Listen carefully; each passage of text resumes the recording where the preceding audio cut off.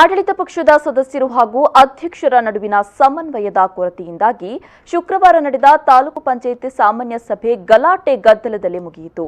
ಪ್ರತಿ ತಾಲೂಕು ಪಂಚಾಯಿತಿ ಸಭೆಯಲ್ಲೂ ಅಧ್ಯಕ್ಷರ ಕಾರ್ಯವೈಖರಿಯ ಬಗ್ಗೆ ಅಸಮಾಧಾನ ಹೊರಹಾಕುವ ಆಡಳಿತ ಪಕ್ಷದ ಸದಸ್ಯರು ಈ ಬಾರಿಯೂ ವಿರೋಧ ಪಕ್ಷದ ಕೆಲಸ ನಿರ್ವಹಿಸಿ ಅಧ್ಯಕ್ಷರ ನಡೆಯ ಬಗ್ಗೆ ಆಕ್ರೋಶ ವ್ಯಕ್ತಪಡಿಸಿದರು. ಕುಂದಾಪುರ ತಾಲೂಕು ಪಂಚಾಯತ್ನ ಡಾಕ್ಟರ್ ವಿಎಸ್ ಆಚಾರ್ಯ ಸಭಾಂಗಣದಲ್ಲಿ ನಡೆದ ಸಾಮಾನ್ಯ ಸಭೆಯಲ್ಲಿ ಸದಸ್ಯರು ಕೇಳಿದ ಪ್ರಶ್ನೆಗಳಿಗೆ ಅಧಿಕಾರಿಗಳ ಅಸಮರ್ಪಕ ಉತ್ತರ, ಕುಂದಾಪುರ ತಾಲೂಕು ಆಸ್ಪತ್ರೆ ಆರೋಗ್ಯಾಧಿಕಾರಿ ವಿರುದ್ಧದ ನಿರ್ಣಯ ಜಿಲ್ಲಾ ಪಂಚಾಯತ್ಗೆ ಕಳುಹಿಸಿದ್ದಕ್ಕೆ ಅಸಮಾಧಾನ, ತಾಲೂಕು ಪಂಚಾಯತ್ ಸಾಮಾನ್ಯ ಸಭೆಯ ಕಾರ್ಯಸೂಚಿ ವಿಳಂಬಕ್ಕೆ ಆಡಳಿತ ಹಾಗೂ ವಿರೋಧ ಪಕ್ಷದ ಸದಸ್ಯರು ವಿರೋಧ ವ್ಯಕ್ತಪಡಿಸಿದರು.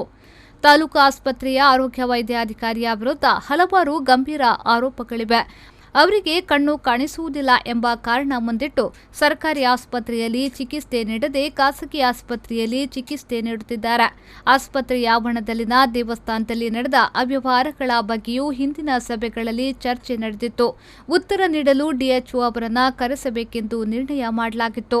ಆದರೆ ಈ ಬಗ್ಗೆ ಅವರಿಗೆ ನೋಟಿಸ್ ಮಾಡದೆ ಸಭೆಯ ದಿಕ್ಕು ತಪ್ಪಿಸಲಾಗುತ್ತಿದೆ. ಆರೋಪಿತರಿಂದಲೇ ಆರೋಪದ ಬಗ್ಗೆ ಸ್ಪಷ್ಟೀಕರಣ ಕೇಳಿದ್ದು ಸಮಂಜಸವಲ್ಲ. ತಾಲೂಕು ಪಂಚಾಯತ್ ನಿರ್ಣಯವನ್ನ ಸರ್ಕಾರಕ್ಕೆ ಏಕೆ ಕಳುಹಿಸಿಲ್ಲ ಎಂದು ಸದಸ್ಯರಾದ ಪ್ರವೀಣ್ ಕುಮಾರ್ ಶೆಟ್ಟಿ ಪ್ರಶ್ನಿಸಿದ್ರು.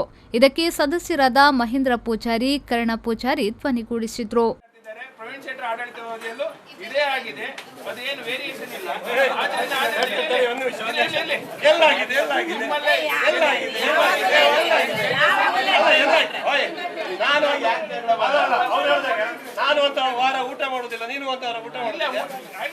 ಈ ಸಂದರ್ಭ ತಾಲೂಕು ಪಂಚಾಯತ್ ಅಧ್ಯಕ್ಷೆ ಶ್ಯಾಮಲಾ ಕುಂದರ್ ಅಧ್ಯಕ್ಷತೆ ವಹಿಸಿದ್ರು. ಉಪಾಧ್ಯಕ್ಷ ರಾಮಕಿಶನ್ ಹೆಗ್ಡೆ, ಸ್ಥಾಯಿ ಸಮಿತಿ ಅಧ್ಯಕ್ಷೆ ರೂಪಾ ಬಿಪೈ, ಬೈಂದೂರು ಇಒ ಭಾರತಿ, ಕುಂದಾಪುರ ಇಒ ಕೇಶವ್ ಶೆಟ್ಟಿಗಾರ್ ಹಾಜರಿದ್ದರು.